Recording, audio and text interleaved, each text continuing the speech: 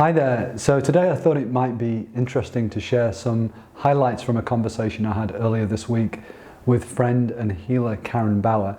Karen practices a very ancient form of traditional Chinese medicine, and she's been in contact with the doctors over in China who've been dealing with the crisis.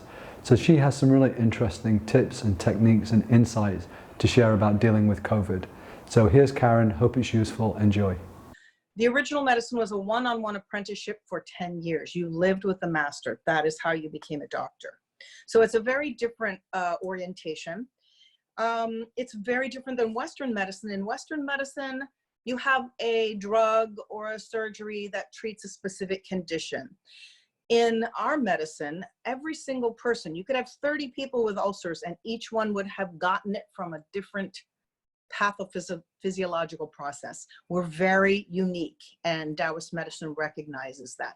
Chinese medicine treats the person, not the disease. Just generally speaking, if you don't have it and you're thinking about what to do preventatively or even physically, emotionally, spiritually, and any from any dimension, how you keep yourself healthy and well in the face of this.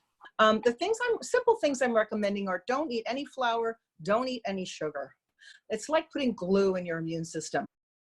If you eat flour, if you eat glue, I'm calling it sugar, you thicken the blood within 6 seconds. We don't want that because the way that the white cells reach the microbes and kill them is through the blood. So if you thicken the blood, you're going to slow down your immune response. With something like a virus, you have to attack it as quickly as possible. The body might have a chance then to shut it down before it gets started. Another good thing that we're getting from our Chinese colleagues is they were giving high doses of vitamin C. Now, they were obviously doing intravenously, but the researchers here said that the Townsend letter, which is a newsletter for MDs who are into natural medicine, and they did a study and they found just taking regular ascorbic acid 6 grams a day. You can take up to 12 grams a day. So 6 grams, 1,000 milligram capsules, 2-3 times a day. It's very good for fighting the virus. They used it in their hospitals and found it particularly effective. They were giving the 12 grams intravenously to the people who were in the ICU with ventilators.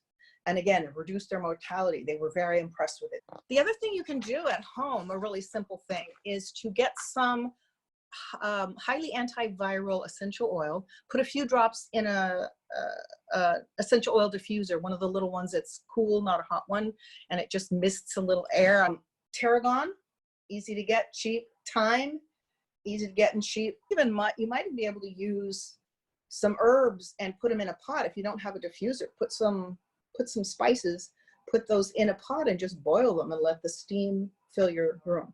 Extra rest. This is something Taoists really emphasize. Going to bed early. Going to bed, if you try to be fully asleep by 11, because the most restorative energy is passing through the liver gallbladder channels between 11 p.m. and 3 a.m.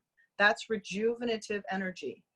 So you want to take advantage of those. Are the four most important hours of sleep. So the earlier you sleep, the better. Take naps, really try to give yourself rest. If you're tired, rest. It's as simple as that. When you're tired, rest.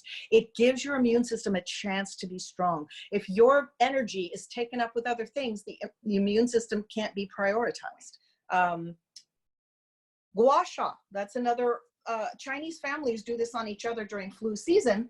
You can take even a ceramic spoon, the edge of any kind of, say the lid even for a jar, take a glass jar and use a rounded edge.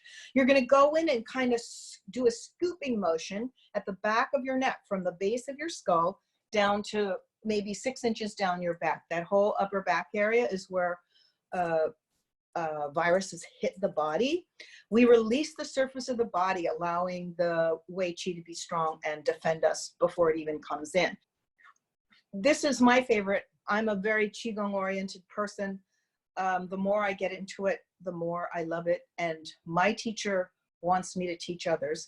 And what he's giving me is Qigong for people who have no training. Okay. So I'm emphasizing mudras. Okay. So this is something you can give to everyone. Take your thumb and your and your fourth and fifth fingers, and just lay your hands on your lap. So the back of your hand is on your upper thighs. And you can, he said, you can watch TV or read a book. It isn't even like you have to focus on it. This will move energy. You've got your heart, your lung, and your triple energizer meridians. You will, if you, and the lighter you touch it, the stronger the energy will be. You'll see, you can experiment with it. It's like, wow. Your body will heat up within a few minutes of doing this. You can feel your Wei Qi, your Qi rising. It's, you're drawing in energy by doing this. You're inviting the quantum field to interact with your field. So you're going to be getting energy from outside of you. It's almost like breathing through every pore. You're bringing Qi in. This is from 8 Brocade. A lot of people know this, but it's the long one. And I like it because you can really get, I'm gonna move this back so I can give you an image. It takes a little bit wider of a view. So what you're gonna do is draw a bow, right? Like, make your fingers like an L. What you need to do is draw a bow. And this arm is gonna go opposite. So you're pulling, if you ever did archery, you're simply going to put your two arms in opposite directions. What you don't want to do is get your back this way. You want your back to round slightly forward, little convex, not concave. So you're drawing a bow, and then you're going to go to the other side and draw the bow. So what you want to feel is the pull across the front. You do not want to collapse the back, but you want to draw your bow and hold it. You'll feel the long, people feel a change in their lung very simply and very quickly. I have patients with lung issues that really love this meridian and find it, if they do it every day, makes a huge difference in their starting to recover from chronic lung disease. Is there anything people should take if they know that they have it? We do treat, we kill viruses. Western medicine can't say that, we do. Chinese have been doing this for thousands of years. This is not new to us. So first we recommend in this line, for prevention, we use thunder pearls because this virus is very unique. It is a fatty envelope virus. That means the reason you can wash your hands and kill it is because the virus actually sits in a fatty, like a fatty membrane, kind of like a cell does. And when you wash with soap, the detergent action breaks up that fatty layer, and then the virus literally falls apart. It can't hold itself together. So that's why washing with soap and water is so important, and doing that frequently. It also will clean surfaces. You don't even need the antibacterials. If you use soap and water, it will destroy the outside of the virus and it will fall apart. The problem with it is once it's in the body, it's a damp pathogen. Damp pathogens are sticky. They make the energy in the body sticky and gluey. So they're harder to kill than maybe a wind cold virus, which is the standard type of virus. So we're using thunder pearls as prevention, which treats damp pathogens. Once you know you have it, we're using lightning pearls, which kills viruses, plus perilla, because the place you first get infected is the epithelial cells in the throat and mouth area. So that will, the perilla pearls will specifically go to treat that. We combine lightning and perilla. Then if someone is actually quite, down with it and not having very mild symptoms, then we add to lightning something called ease pearls. That's for when it's gotten into the middle layer of the body. And then a small amount of something that brings the, it's a damp toxin virus. It brings that dampness and toxin down and out. You can no longer get it up and out because the lung is clogged up. So now it brings it, it ushers it out, down and out. So it is one vector for this virus that you don't hear a lot about, but it's in the medical literature that some people are getting it and it's destroying the stomach and people are getting diarrhea. Unfortunately, those are going to be more serious cases. So you really need to be careful with your stomach. The Chinese medicine, no matter what tradition you're from, earth organs, digestive organs are the center of everything. They produce qi and blood. They're also your strength. They're what nourishes your musculature, right? So they're really, it's kind of like, it represents the homeostasis of the body. Everything comes back to the center. Earth is the center. Stepping back now a little bit more, like we were saying, to a broader perspective. Mm-hmm. And obviously, the philosophical and the spiritual are intimately connected with the practices that you're working with. Yeah. If you step back to 50,000 feet, what's going on? What's really going on? History. This is not new. This is something humans have dealt with over and over. One of the things that happens is when population density gets too high in any population, whether it's fruit flies or mammals, a disease will develop and wipe out a certain percentage of the population. It's clear that we should not really be living in such density. This is a natural phenomenon, and you can observe it in any living creatures follow that same pattern.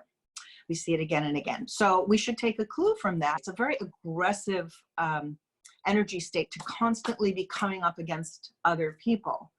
It's kind of overwhelming to the delicacy of the energy that exists in our bodies. And do you get a sense as well, other teachers I've spoken to and healers have been talking about a lot of light coming down or downloads or something is trying to open us up as a species or something like that? We are supposed to be, this is the actual age of Aquarius. We've been talking about it since the 60s. That was not it. It was after that. It was at the end of the Mayan calendar that we entered that. So yes, it is supposed to be a new age. We are supposed to break up our thinking, and humans have always evolved. So we can look at this and kind of say, this is kind of exciting because we're going to evolve, right? This is going to push us to evolve. We already see a lot more awareness of our connectedness. That's only a good thing. There's a lot of forces trying to divide us, and that is always a bad thing. So if this helps bring us together and helps us fight for one another and to make policy decisions, push for policy decisions where we are all included, where we are all connected, understood to be connected. I just wondered, have you sense of that, of like, what is it calling spiritually? What is it calling to the individual to do? In our philosophy, we look at it as a very individual voice.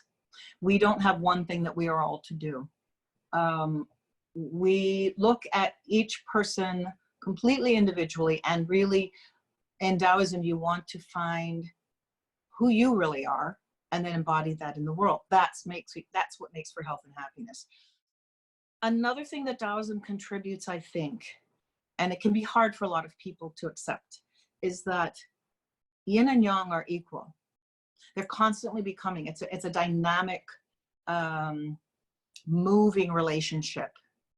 And we always think everything should be light. It isn't. Half of the universe is dark. More than half the universe is dark matter. Most of it's dark matter. But dark and light are pretty much equal. And we don't need it to be all light in order to have a profoundly meaningful life, in order to have a wonderful life. So if there is some kind of, quote, intelligence operating behind this, what's happening? Let's just imagine this for a second.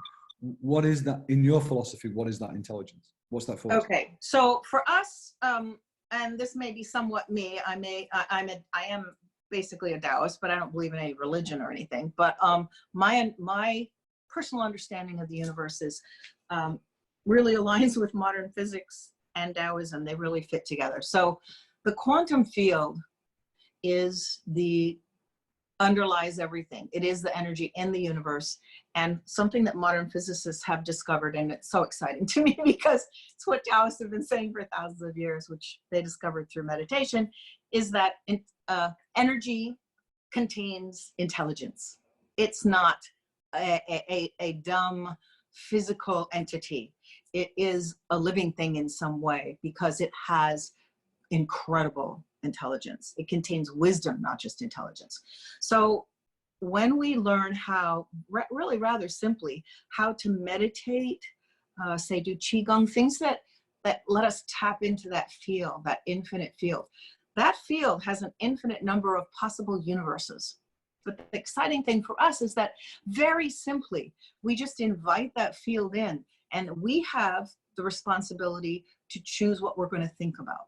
Because if we focus on what we don't want, we're going to get more of that. If we focus on what we do want, we could create a paradise if we wanted to.